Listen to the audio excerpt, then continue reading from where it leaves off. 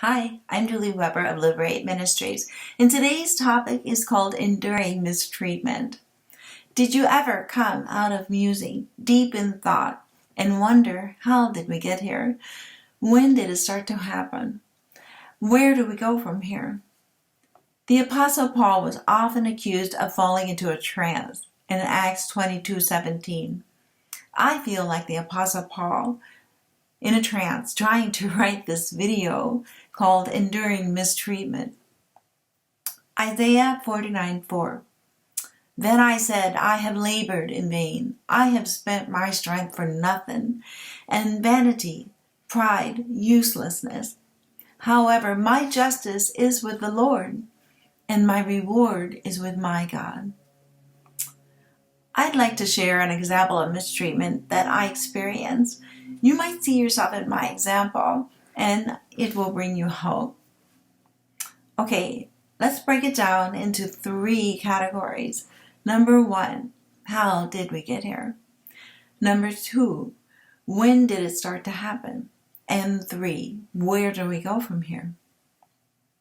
Number 1, how did we get here? For 2 years, I worked at a job to make a living for our family.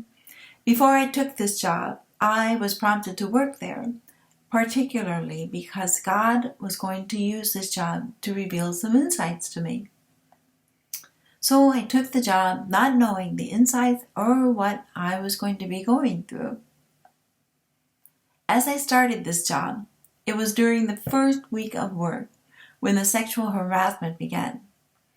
I overcame that with God's help. See my video called Overcoming Sexual Harassment. It is linked in the description. The next thing I experienced was being overworked.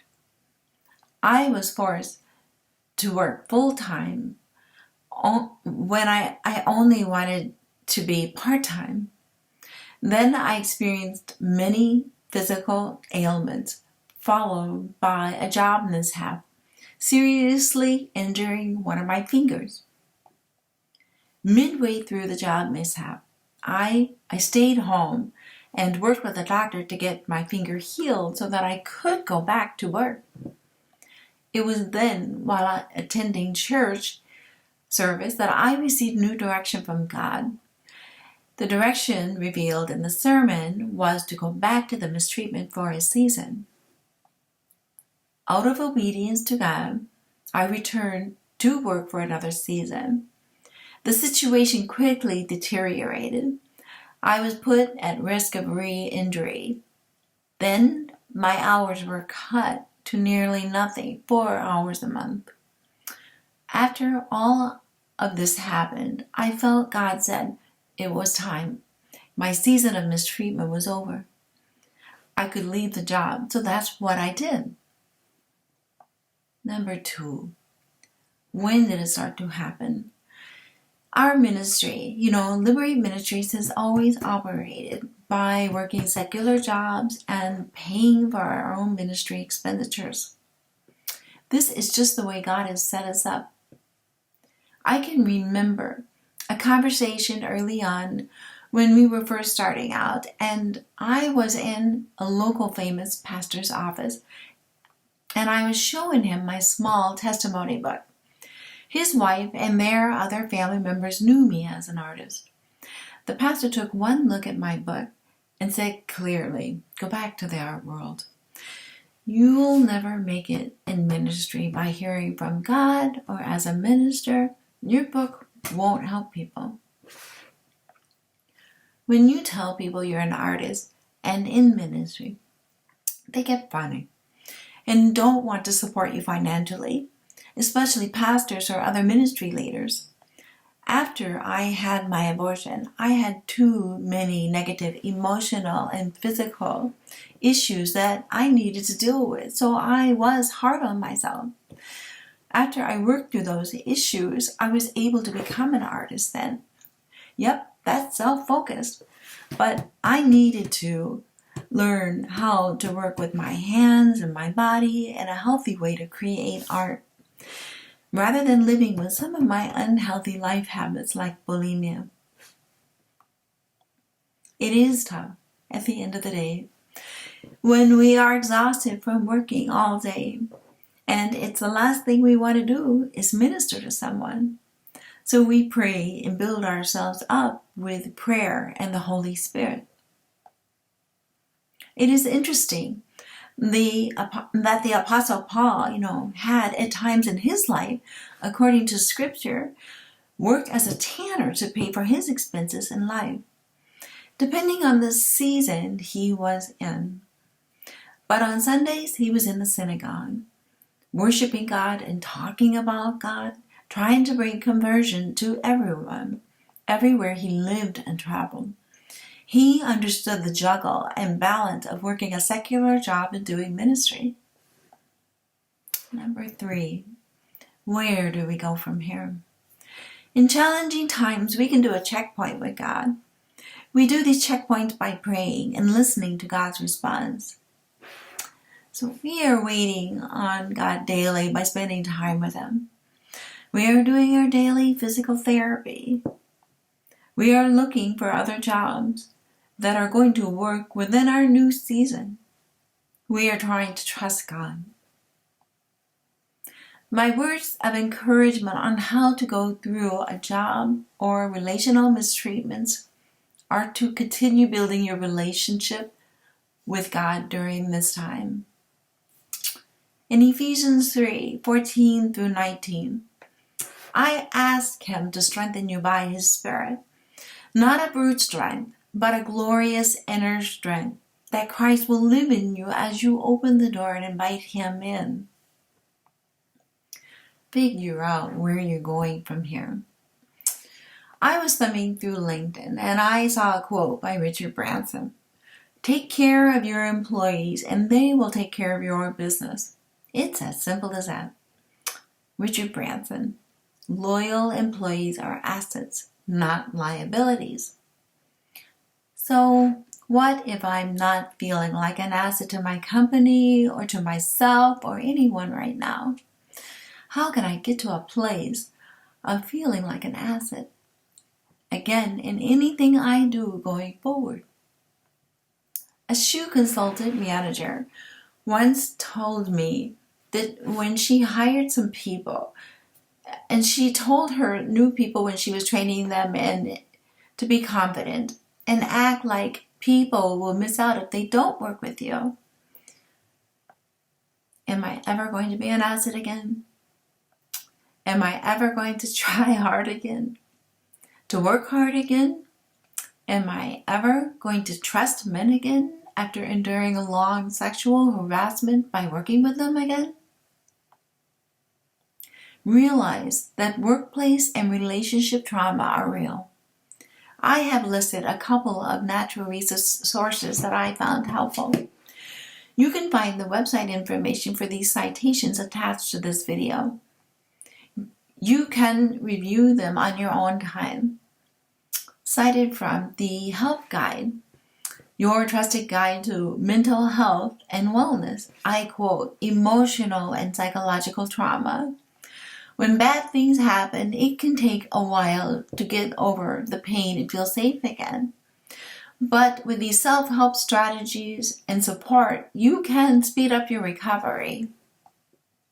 Cited from the GT Government Technology, Emergency Risk Management, Public Health. There is an article entitled Trauma and How It Can Adversely Affect the Workplace. I quote, when our systems are stressed and overworked, our ability to problem solve, make rational decisions, and process information decreases, leading to take chances one might not otherwise do. Here's a Bible story that shows what can happen spiritually when there's mistreatment. It's actually Isaiah 23, 6 through 12. Nothing left here to be proud of. Visit Tarshish, you who live on the seacoast. Take a good long look and wail. Yes, cry buckets of tears in this city you remember as energetic and alive. bustling with activity. This historic old city expanding throughout the globe, buying and selling all over the world. And who is behind the collapse of Tyre? The Tyre that controlled the world markets. Tyre's merchants were business tycoons. Tyre's traders called all the shots. God of the angel armies ordered to crash to show the sordid backside of pride and puncture the inflated reputations. Sail for home, O ships of Tarshish. There are no docks left in this harbor. So God reached out to the sea and the sea traders, threw the sea kingdoms into a turmoil. God ordered the destruction of the seacoast cities, the centers of the commerce. God said, there's nothing left here to be proud of. Bankrupt and bereft, Cited. Do you want to make a new start in Cyprus?